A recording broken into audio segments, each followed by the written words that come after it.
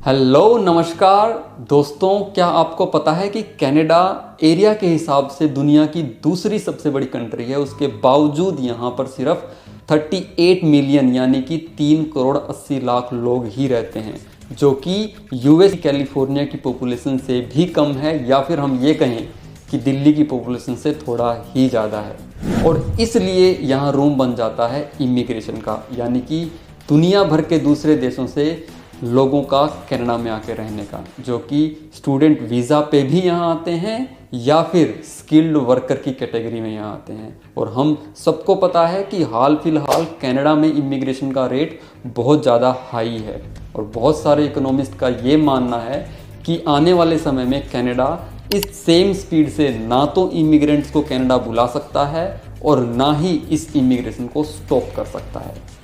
हालांकि ऐसा नहीं है कि इमिग्रेशन सिर्फ कनाडा में होती है, दूसरे देशों में नहीं होती है, या फिर दूसरे देशों में इमिग्रेशन की वजह से पॉपुलेशन की प्रॉब्लम नहीं होती है, लेकिन कनाडा में ये प्रॉब्लम बहुत सीवियर है।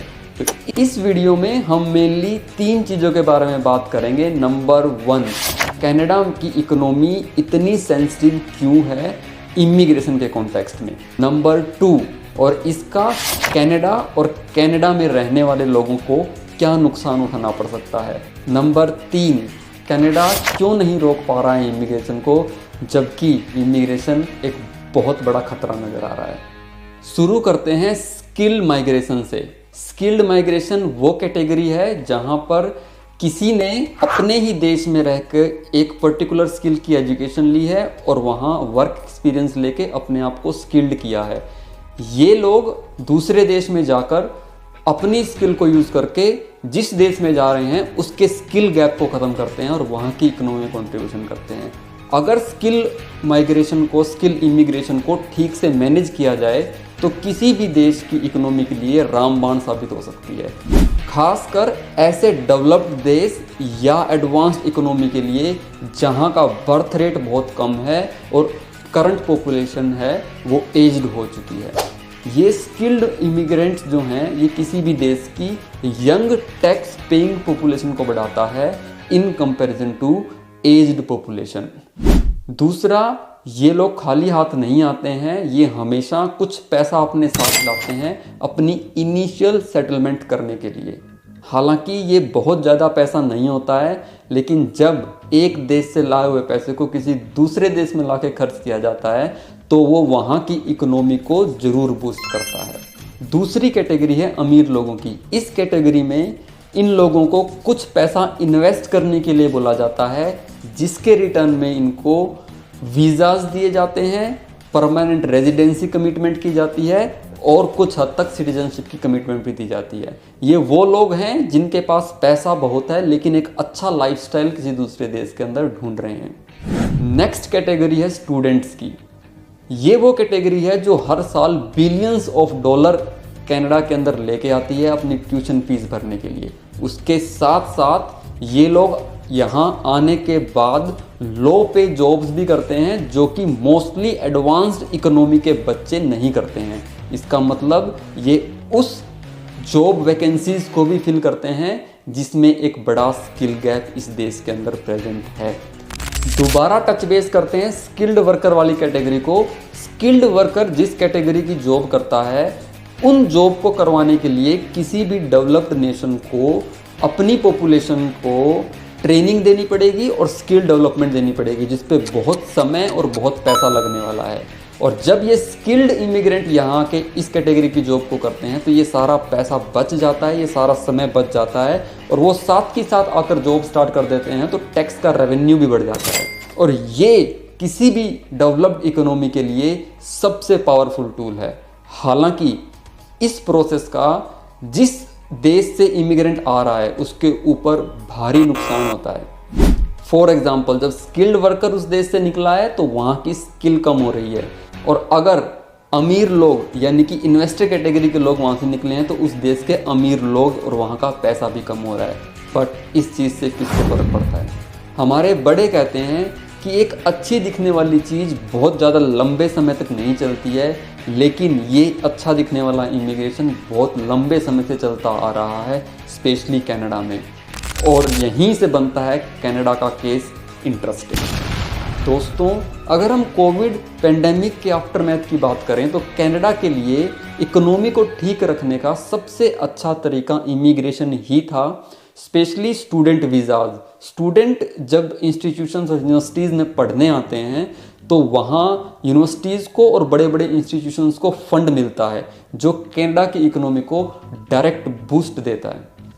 कुछ लोगों का कहना है कि कोविड-19 में तो ट्रैवल रिस्ट्रिक्शंस थी जिसकी वजह से इमिग्रेशन बहुत कम हो गया था, लेकिन स्पेशली कनाडा के केस में 2020 में सिर्फ 1 लाख लोग ही कमाए थे, जो कि ज़्यादा बड़ा फिगर नहीं है।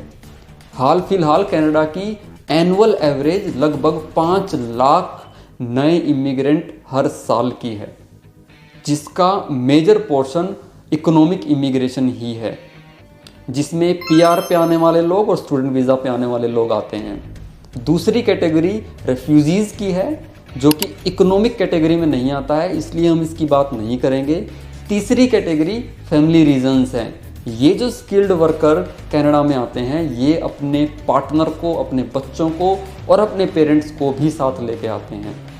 इन सब कारणों की वजह से जो एक बड़ा इंक्रीज इमिग्रेशन को मिलता है, इमिग्रेंट्स को मिलता है, पॉपुलेशन को मिलता है, उससे कनाडा की ओवरऑल इकोनॉमी को बूस्ट जरूर मिलता है, लेकिन साथ के साथ में बहुत सारे साइड इफेक्ट भी वो लेके आता है।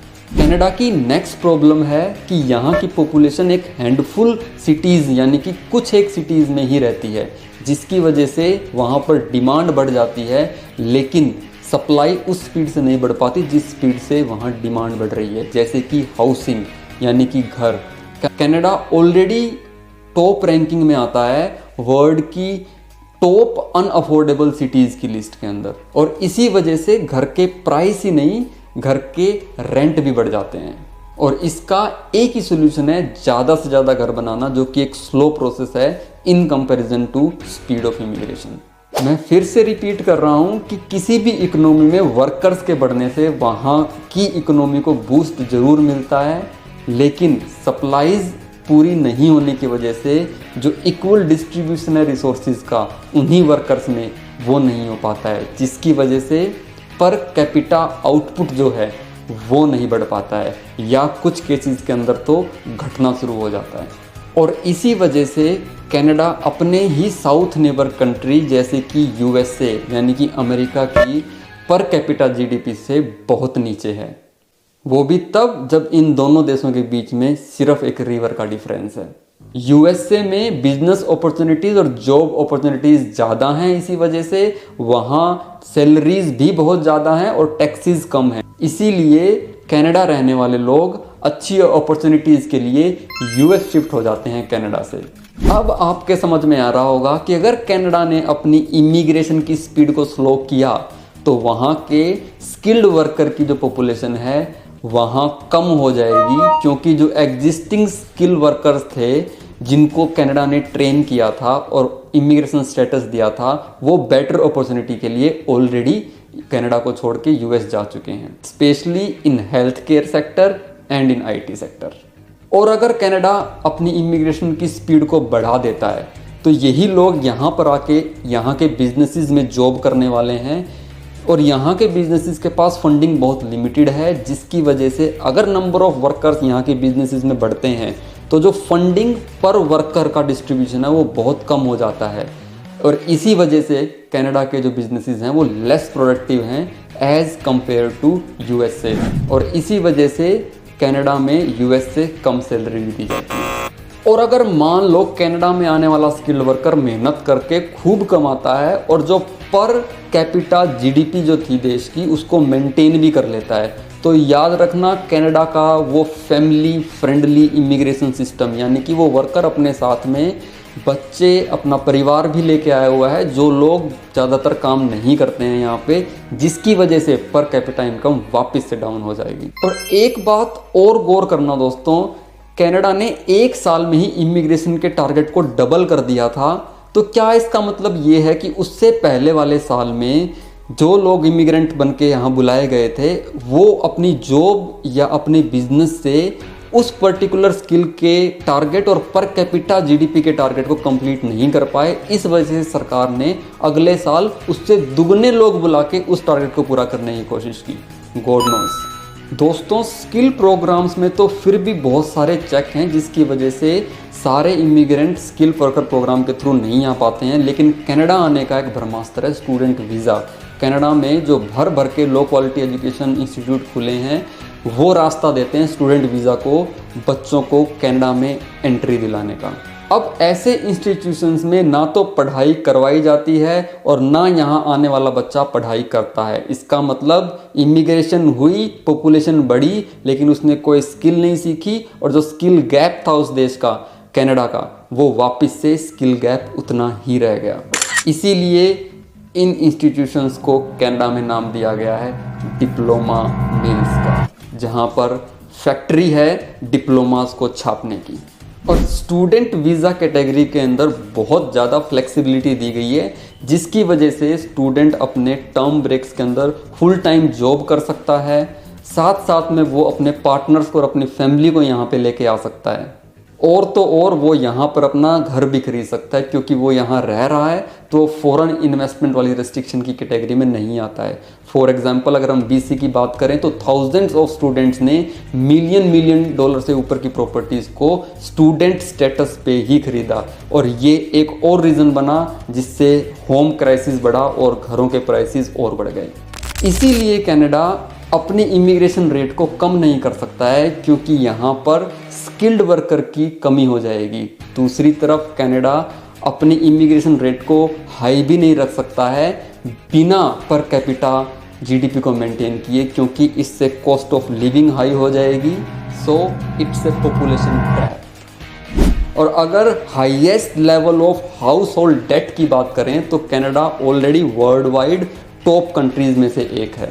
और इसकी वजह है लोगों का घर लेने का सपना। लोग भर भर के मॉर्गेजेस लेते हैं और मिलियंस ऑफ डॉलर की प्रॉपर्टी में इन्वेस्टमेंट करते हैं। अब ये सब बातें थी प्रॉब्लम की, लेकिन इसका मतलब ये नहीं है कि इसका सॉल्यूशन नहीं है।